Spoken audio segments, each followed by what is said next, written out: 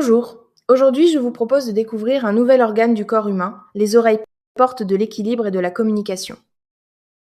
Avant de commencer, je vous rappelle que l'ensemble de nos vidéos constituent des supports de cours proposés par Edulis Formation. Si vous souhaitez accéder à la formation complète, les liens sont en description. Les oreilles sont les organes de l'audition. Elles permettent de percevoir les sons qui nous entourent et de communiquer avec notre environnement. Mais leur rôle ne se limite pas à l'écoute. Elles participent également au maintien de l'équilibre et à l'orientation dans l'espace. Grâce à leur organisation complexe, elles transforment les vibrations sonores en informations nerveuses interprétées par le cerveau. Chaque oreille est divisée en 3 parties principales, l'oreille externe, l'oreille moyenne et l'oreille interne. L'oreille externe comprend le pavillon et le conduit auditif. Elle capte les sons et les dirige vers le tympan. Le tympan est une fine membrane qui vibre sous l'effet des ondes sonores. Ces vibrations sont transmises à 3 petits os appelés osselets. L'oreille moyenne contient le marteau, l'enclume et l'étrier. Ces os amplifient les vibrations avant leur transmission à l'oreille interne. L'oreille interne abrite la cochlée et le système vestibulaire. La cochlée est responsable de l'audition. Le système vestibulaire participe au maintien de l'équilibre.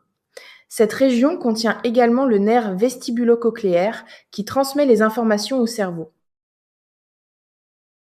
La fonction la plus connue des oreilles est l'audition. Les sons captés par le pavillon parcourent le conduit auditif jusqu'au tympan. Les vibrations sont ensuite amplifiées par les osselets puis transmises à la cochlée. À l'intérieur de la cochlée se trouvent des cellules sensorielles spécialisées. Elles transforment les vibrations en signaux nerveux. Ces signaux sont acheminés vers le cerveau où ils sont analysés et interprétés. Les oreilles jouent aussi un rôle fondamental dans l'équilibre. Le système vestibulaire détecte les mouvements de la tête et les changements de position. Ces informations permettent au cerveau d'ajuster la posture et de coordonner les mouvements du corps. Les oreilles travaillent en étroite collaboration avec le cerveau. Celui-ci interprète les sons et traite les informations liées à l'équilibre. Les yeux participent également à l'orientation dans l'espace. Les informations visuelles complètent celles provenant de l'oreille interne. Les muscles et les articulations transmettent au cerveau des informations sur la position du corps. Ces données sont associées à celles du système vestibulaire. Les voies respiratoires supérieures sont reliées à l'oreille moyenne par la trompe d'Eustache.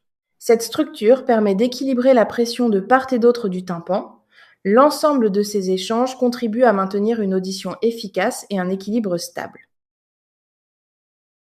De nombreux troubles peuvent affecter les oreilles. Les otites correspondent à des inflammations ou des infections de certaines parties de l'oreille. Elles sont particulièrement fréquentes chez l'enfant.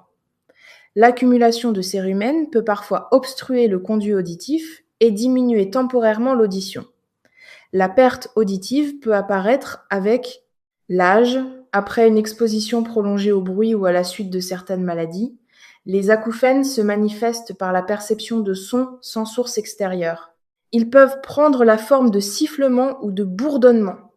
Les troubles de l'oreille interne peuvent provoquer des vertiges, une instabilité ou des difficultés d'équilibre. Une prise en charge précoce permet souvent de limiter les conséquences de ces troubles. Les oreilles sont des organes complexes qui assurent 2 fonctions majeures. Elles permettent l'audition et participent au maintien de l'équilibre. Leur fonctionnement repose sur la collaboration de nombreuses structures anatomiques spécialisées. Chaque partie joue un rôle précis dans la transmission des informations vers le cerveau. Comprendre leur anatomie et leur physiologie permet de mieux apprécier leur contribution à notre vie quotidienne et à notre relation avec le monde qui nous entoure.